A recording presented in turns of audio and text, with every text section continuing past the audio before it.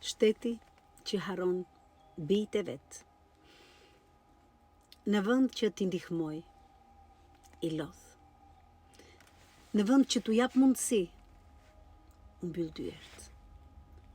Në vend që t'ju thot qëndroni, u jep arsye për të ikur. Dhe çdo ditë, një nën mbledh mallin në një valixhe. Një baba sheh djalin që largohet. Një vajzë mëson gjuhë të huaj për të harruar dhimbjen e gjuhës së vet. Këtu shteti s'është më nën.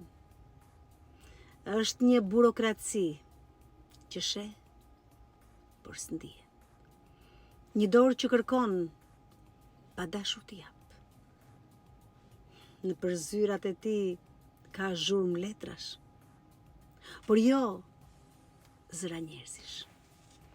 Në rrugë ka flamuj, por syt janë kthyer nga aeroportet. A nuk është mëkat që toka e bukur mbetet bosh? Dhe shtëpit rritin bar në prag? Por një ditë, kur zërat tanë të bëhen një, kur dashuria për vendin të kthehet në forcë, shteti do të kujtohet se pa njerëzit e tij është vetëm një emër në letër.